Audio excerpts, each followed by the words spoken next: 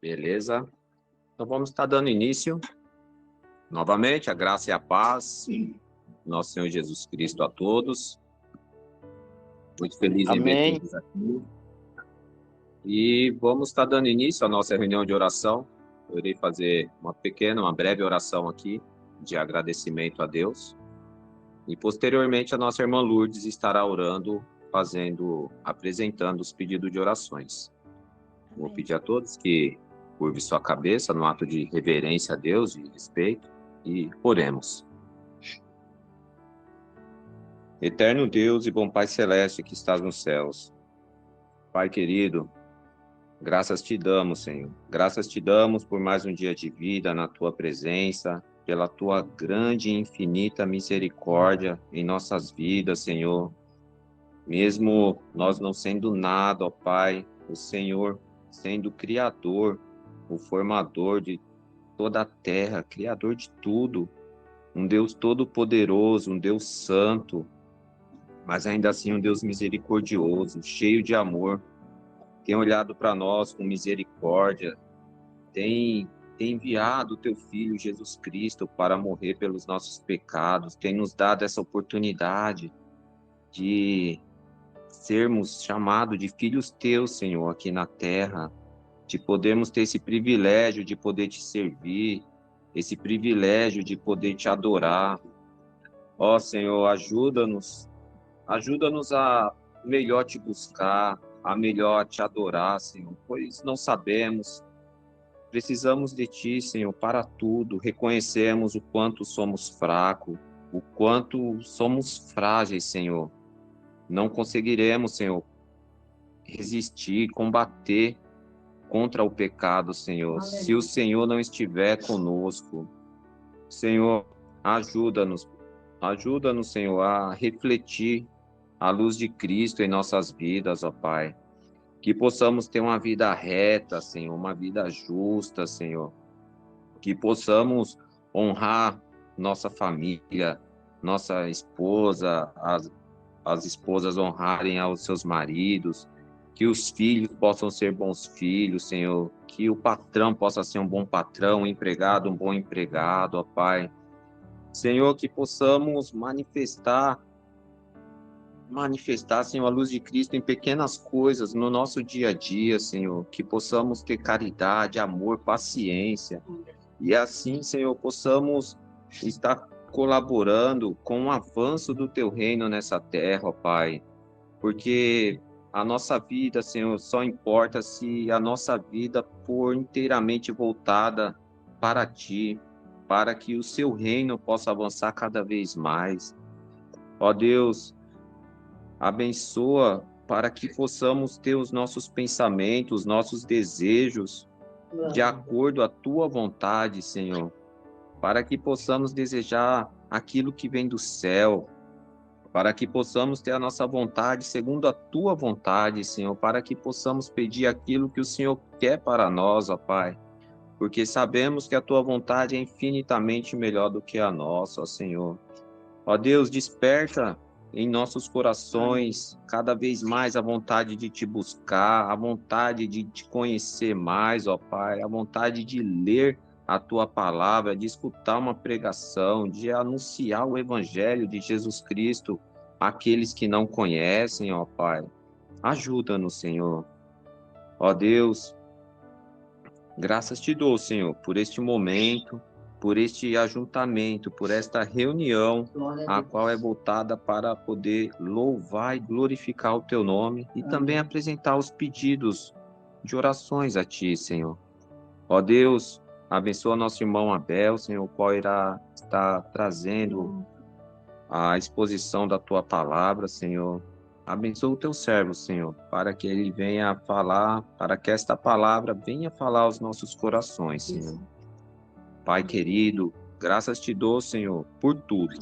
Por tudo eu te agradeço, Senhor, e te peço, no nome de Jesus Cristo, Teu Filho, que vive e reina eternamente. Amém. A paz do Senhor Jesus, Louvado seja todo Deus. mundo. Mas vamos orar, apresentar os pedidos de orações na presença do Senhor. Eu quero pedir ao Senhor, em nome de Jesus, nessa noite, pela vida do Renan, colocando a vida do Renan diante do altar do Senhor, que o Senhor continue no cuidado sobre a vida dele, sobre a saúde dele, que o Senhor esteja à frente de tudo sempre, que o Senhor continue usando os médicos para cuidar da vida do Renan, que tudo venha sair conforme a vontade do Senhor.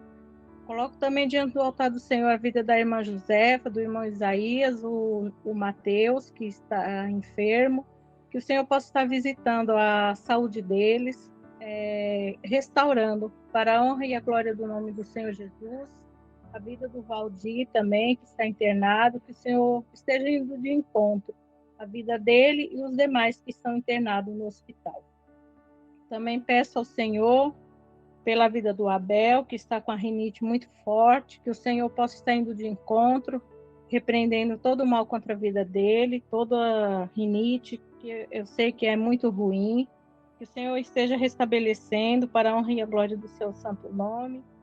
Peço ao Senhor pela saúde da tia da Liliane, a Rosimeire, que está com câncer, que o Senhor alcance por misericórdia, que o Senhor faça segundo a sua vontade, sempre, porque a vontade do Senhor é sempre a melhor nas nossas vidas. Peço ao Senhor, neste momento, pelas famílias que estão enlutadas, que o Senhor entre no coração de cada um, Senhor, que o Senhor visite o coração do Davi, que o Senhor visite a Solana, a Eliana, a Marilene, ó Deus, que o Senhor restabeleça, Senhor, a paz no coração deles, que o Senhor passe o bálsamo do Espírito Santo no coração deles, restaurando, Senhor, consolando, confortando, em nome de Jesus. Que o Senhor esteja à frente, Senhor Jesus, dessas famílias, Pai querido. Em nome do seu Filho amado, Deus, que o Senhor conforte, porque só o Senhor pode trazer paz, conforto aos corações que estão sangrando, tristes, chorando, angustiados. Em nome de Jesus Cristo, eu lhe peço, Deus.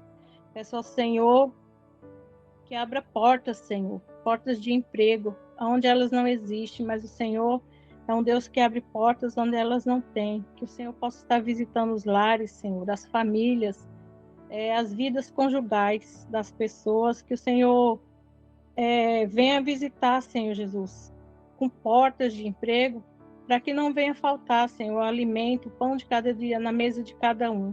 E que o Senhor visite a todos, o lar, a família de todos os irmãos aqui presentes nesse culto que tem sido bênção em nossas vidas, todas as quintas-feiras. Como eu já tinha comentado com a Joelma, Senhor, que eu fico aguardando ansiosamente pelas quintas-feiras à noite para participar.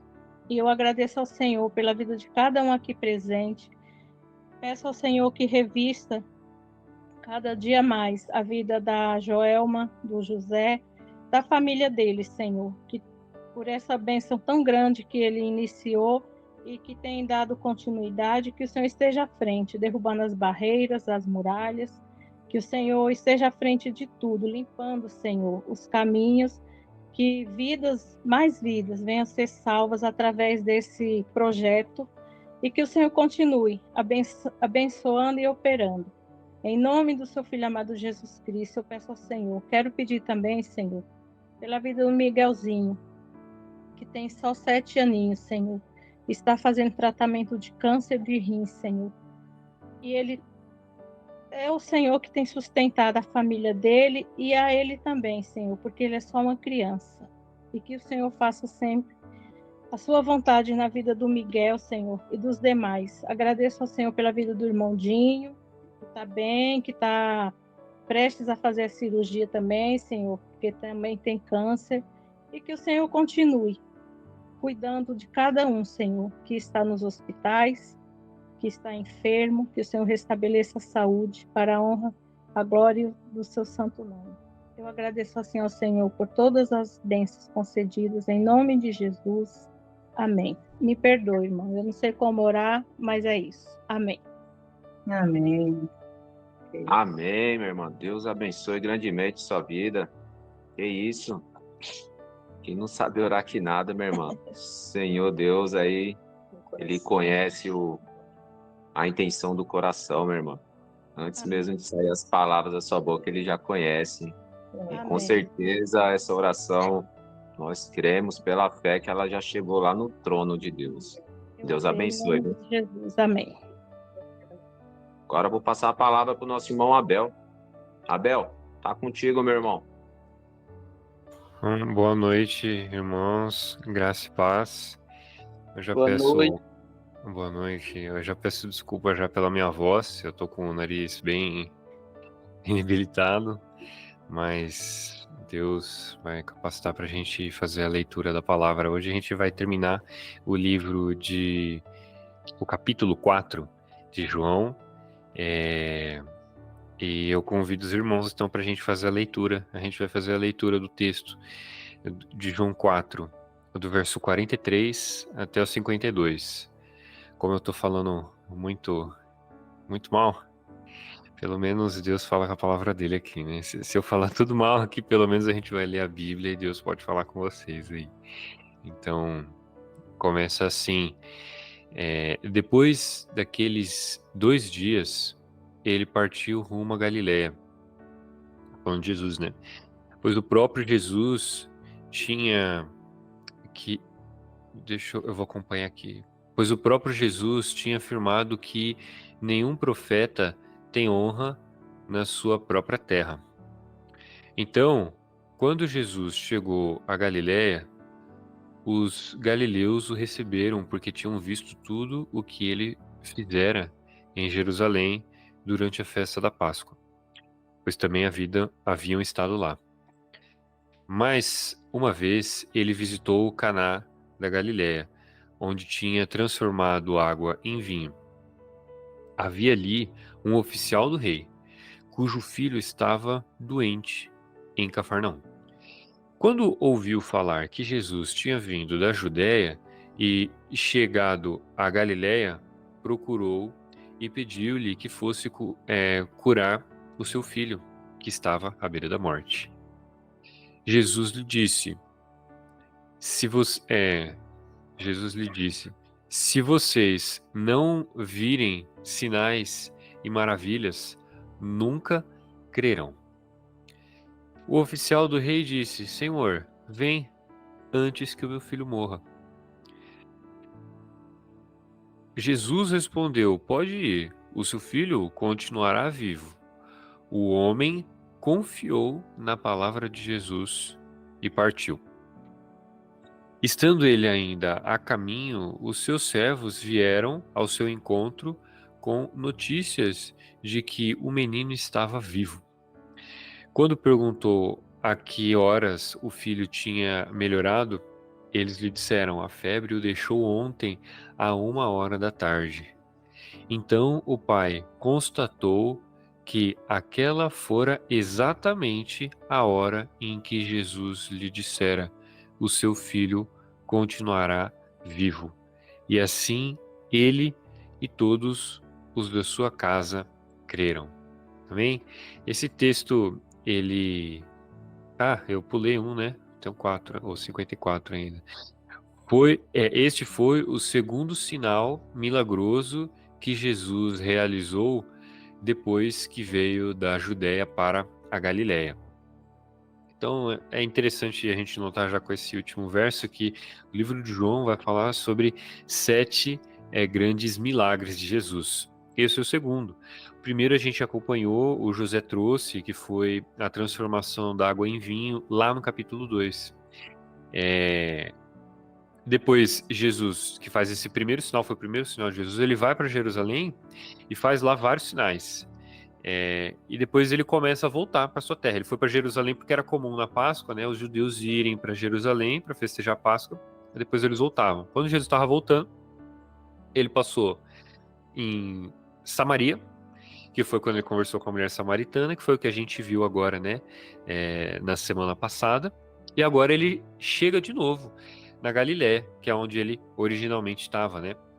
Só que quando ele volta para Galiléia, a gente lê lá no verso 45, que os galileus receberam ele porque tinham visto os milagres que ele tinha feito em Jerusalém.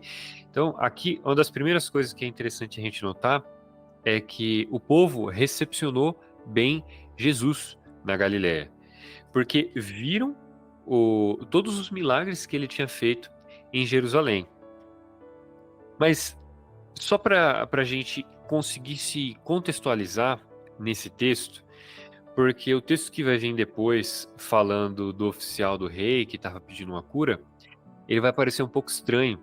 Então eu quero lembrar um texto que fala exatamente sobre isso. Esse texto aqui no verso 45, que Jesus está conversando conversando não, né? Que Jesus chega na Galiléia e os homens recebem ele bem, fala, porque tinham visto os sinais que ele tinha feito lá em Jerusalém. Lá em João 2, no verso 23 até o 25, fala que realmente muitas pessoas creram. Diz assim: enquanto estava em Jerusalém, na festa da Páscoa, muitos creram no seu nome. Aí ele dá um motivo, né? Vamos lá. Muitos creram no seu nome porque viram os sinais milagrosos que ele realizava. Então esse foi o motivo pelo qual creram em Jesus, porque viram sinais. E aí o verso seguinte diz: Jesus, porém, não se confiava a eles, pois conhecia a todos. E o próximo, que é o último que a gente vai ler, não precisava que ninguém lhe desse testemunho a respeito do homem, pois ele bem sabia o que havia dentro do homem. Olha que interessante, a gente passou por esse texto lá em João 2 e fala que Jesus viu pessoas crendo nele, o texto fala crendo no seu nome, mas por causa dos milagres. E aí o texto continua: Jesus não se confiava neles. É interessante como ver como Jesus olha para quem crê nos milagres. Isso vai ter tudo a ver com o próximo texto que a gente vai ler. Lá é o capítulo 4, no verso 46. Mais uma vez ele visitou Caná da Galiléia, onde tinha transformado água em vinho. Havia ali um oficial do rei, cujo filho estava doente em Cafarnaum. Então, aqui a gente pode fechar aqui a Bíblia, a gente vai ler o próximo texto daqui a pouquinho, mas é interessante a gente reparar no seguinte: ele fez questão de mencionar que o pessoal recebeu eles bem. E a gente lembrou que Jesus não confiava em todos os que criam nele por causa dos milagres. E aqui a gente vai ter um caso desse, alguém que chega a Jesus, confiando em Jesus, porque Jesus é poderoso para fazer milagre, né? Que é o oficial do rei. O oficial do rei, naquela época, ele era como se fosse um embaixador, né? O rei mandava ele para ele fazer alguma coisa, algum trabalho, e esse era o trabalho dele. Muito provavelmente, ele não morava na Galiléia, ele não morava ali em Caná, mas ele estava a trabalho lá, porque o filho dele estava doente em Cafarnaum. Cafarnaum fica mais ou menos uns 30 quilômetros de Caná. Então, assim, hoje pode parecer pouco pra gente, 30 quilômetros, mas para aquela época era mais de um dia de viagem, então era muito longe. E ele deixou o filho lá doente e foi trabalhar. Mas aí quando ele viu que Jesus estava na cidade, ele falou: não, Jesus faz milagre, então eu vou falar com Jesus para ele curar o meu filho, porque o meu filho está à beira da morte. Então, aqui, olhando para o oficial, o que a gente consegue ver? Ele buscou sinceramente a Cristo, ele buscou a Cristo para resolver o seu problema e acreditou que Cristo tinha poder.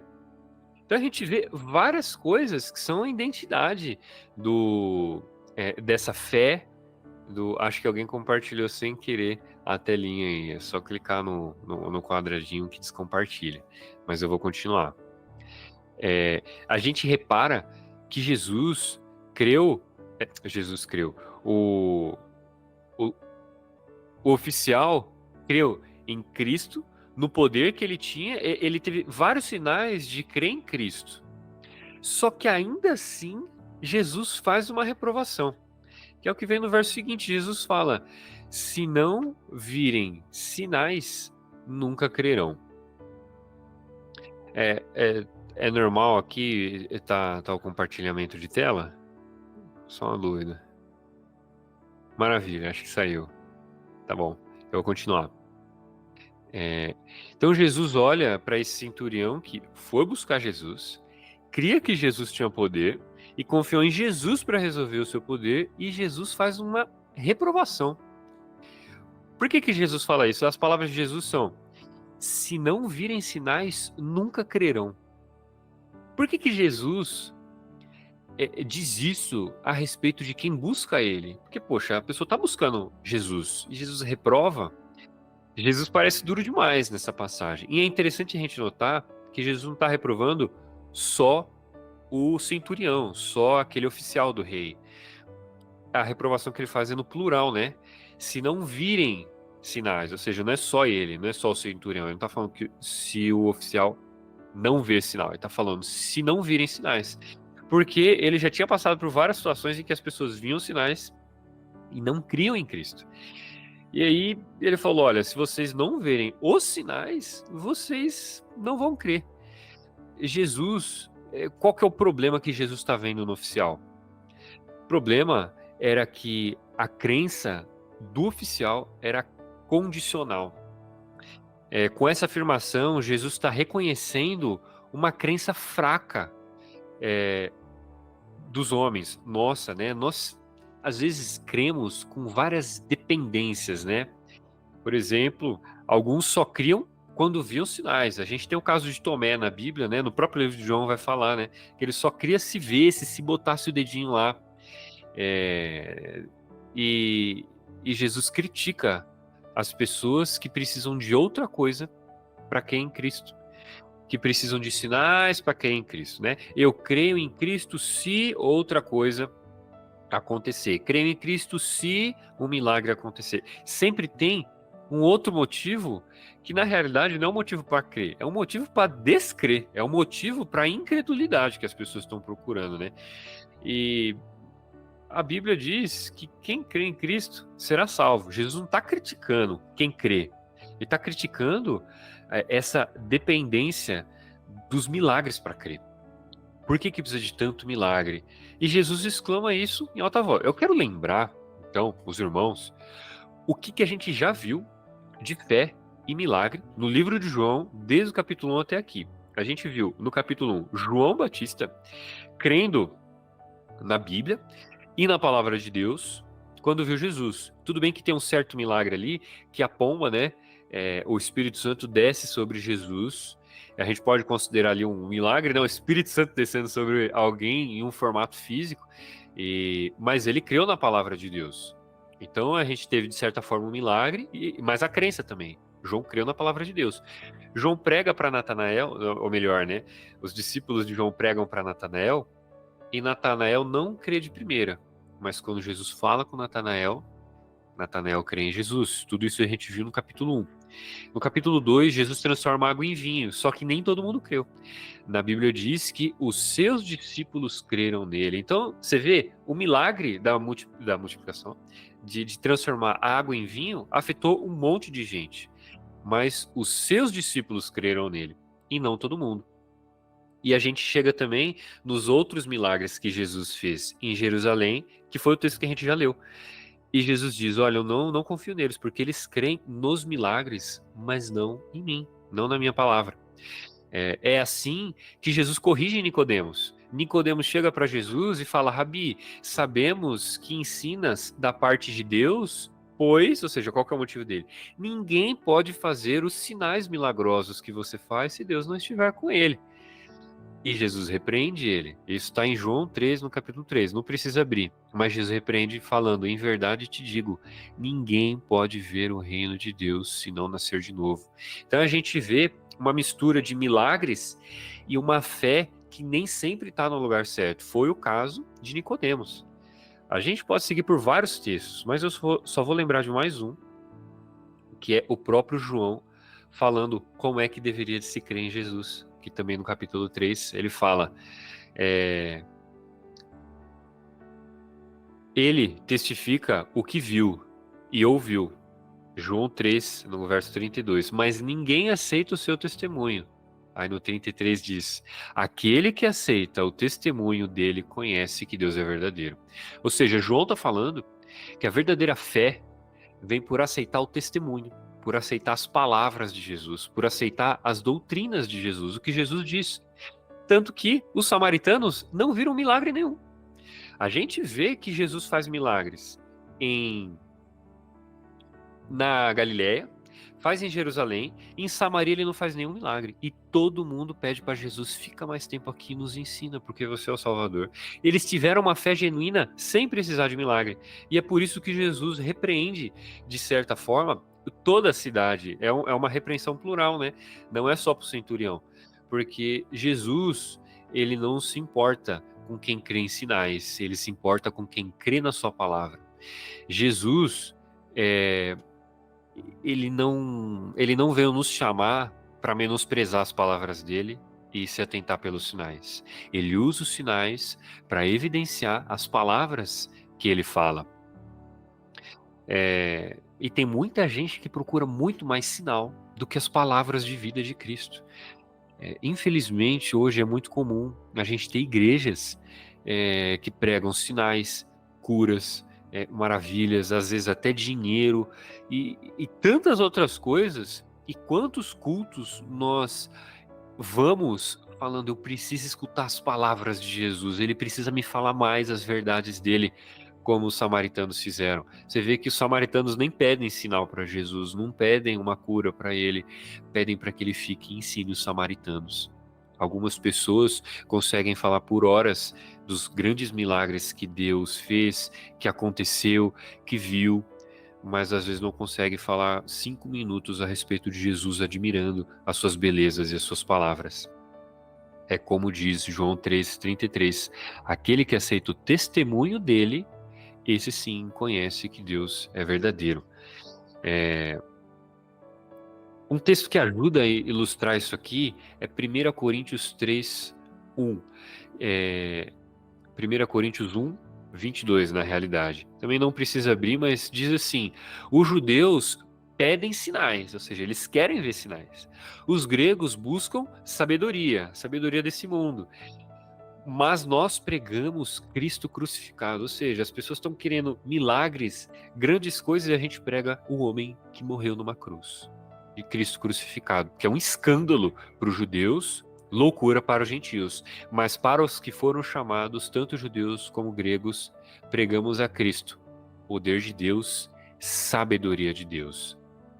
Por isso que milagres não são a expressão do poder de Deus. Eles podem mostrar o poder de Deus, porque Deus faz milagres, mas Cristo é o poder de Deus e sabedoria de Deus, como diz 1 Coríntios 1.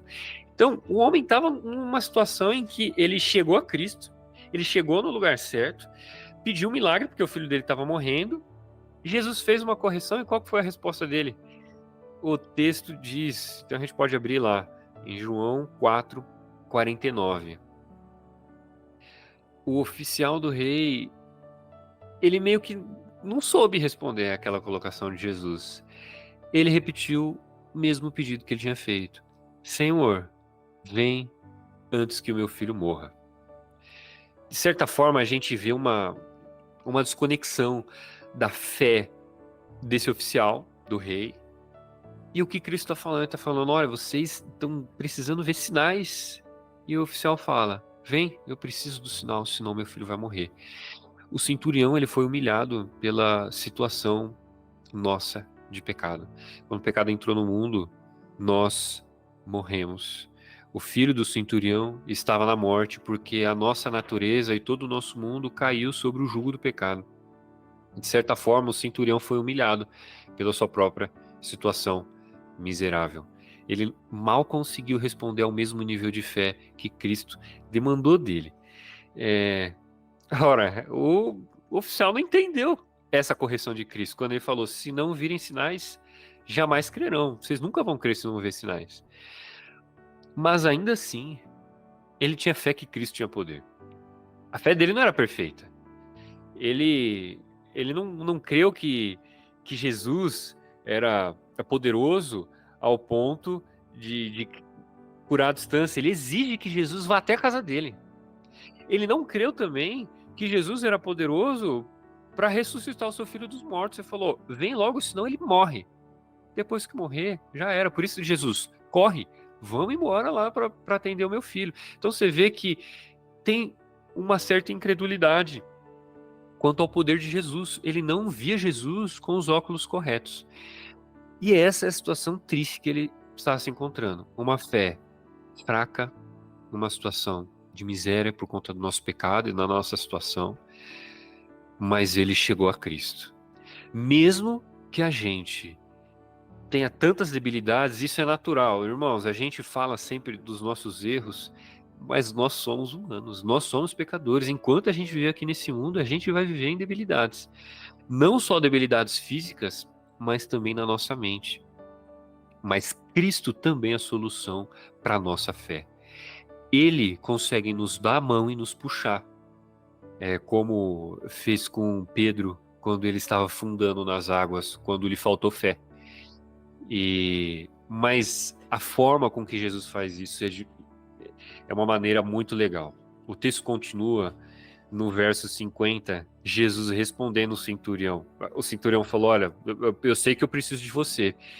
Jesus responde, João 4, no verso 50.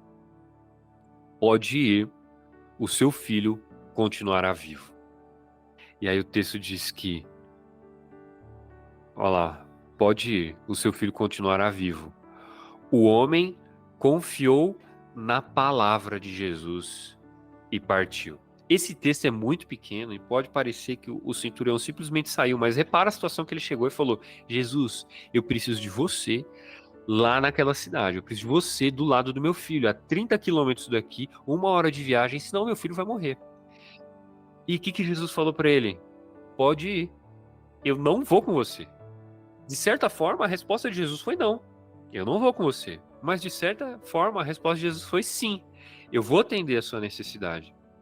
Só que demandou a fé do centurião, a fé do oficial.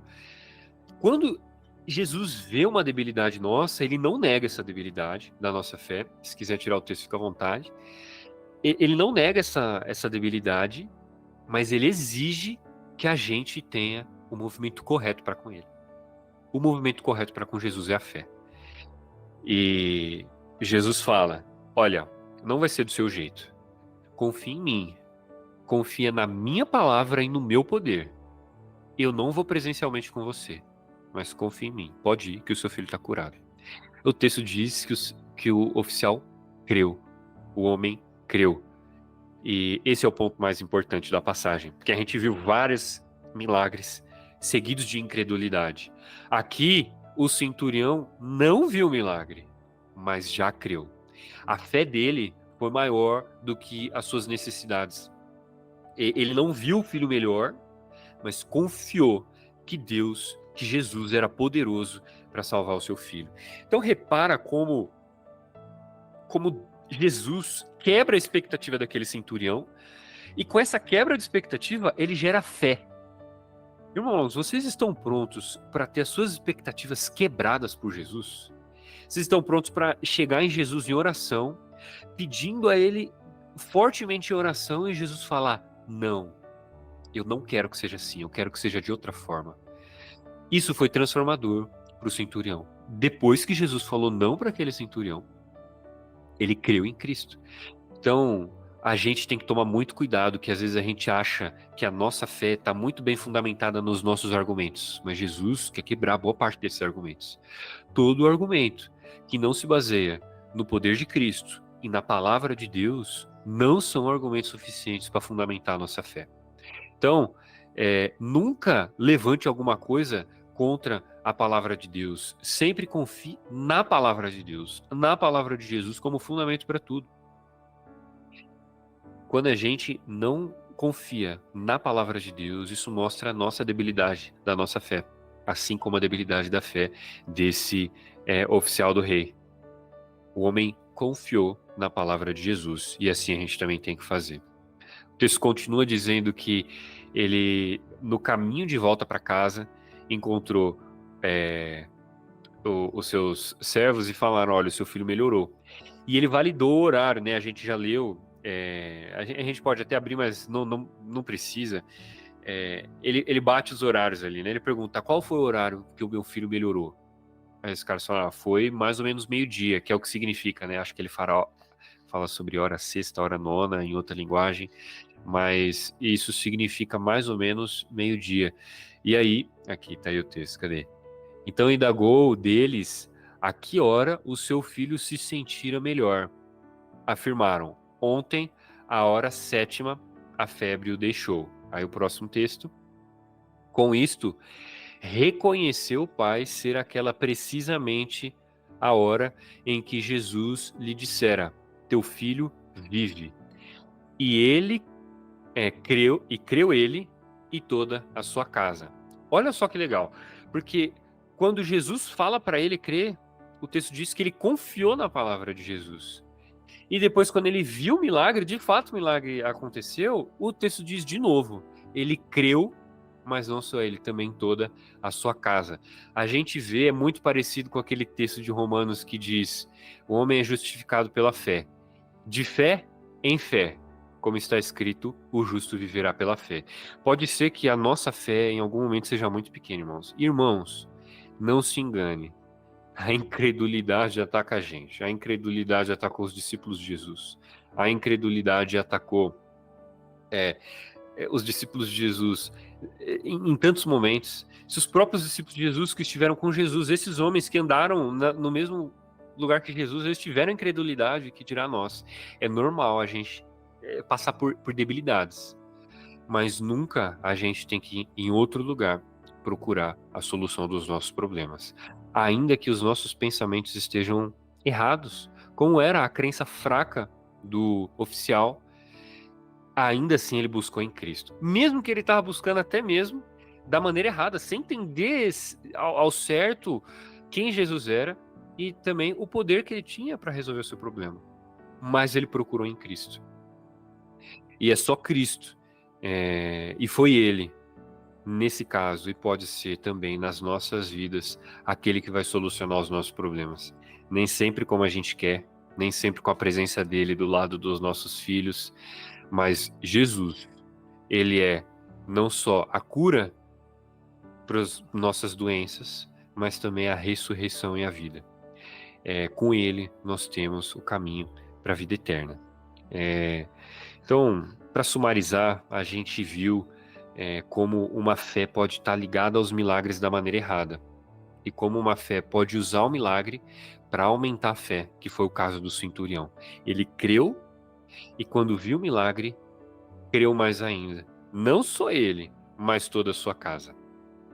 Então, irmãos, eu quero que essa mensagem, uma mensagem pequena dos milagres de Jesus, mas que ela sirva para ajudar a gente a limpar os nossos olhos, para a gente não esperar de milagres e um poder muito mais do que o próprio Jesus espera deles. Jesus quer que os seus milagres testifiquem do poder dele, mas aqueles que creem na sua palavra são esses que conhecem verdadeiramente o poder de Deus.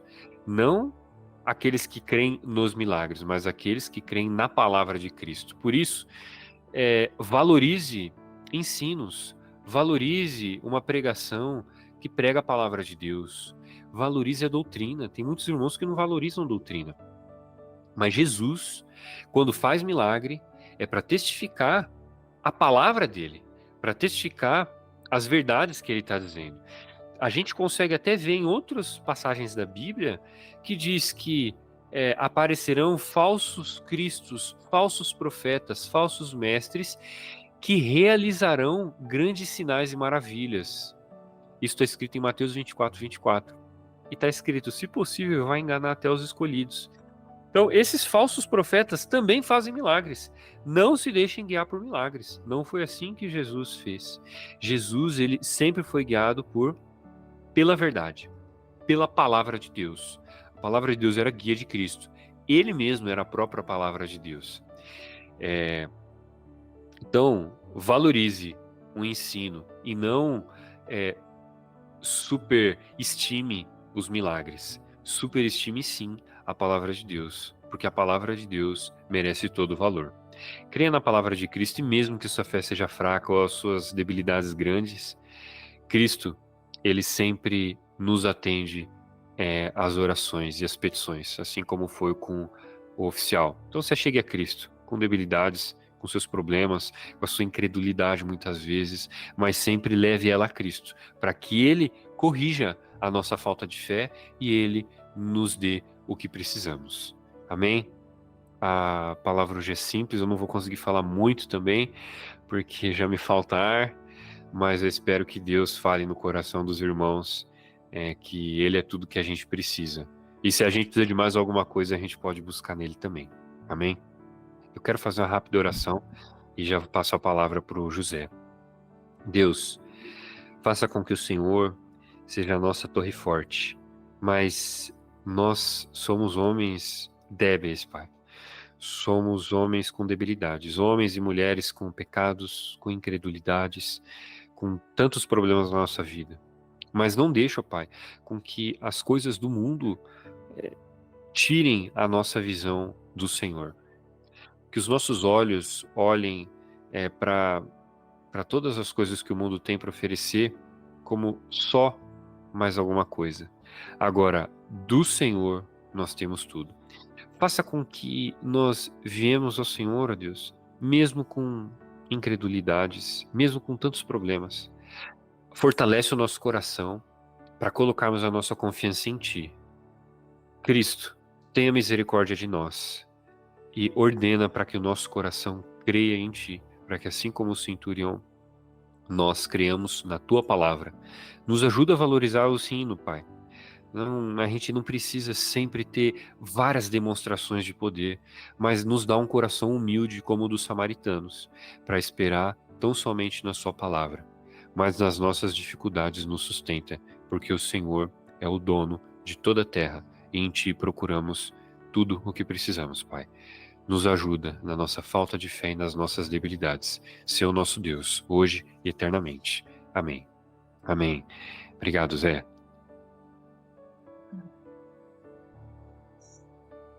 Nós que agradecemos, meu irmão. Deus abençoe grandemente. Palavra maravilhosa. Edificou em muito. Amém. Deus abençoe os irmãos também. Agradeço a participação de todos.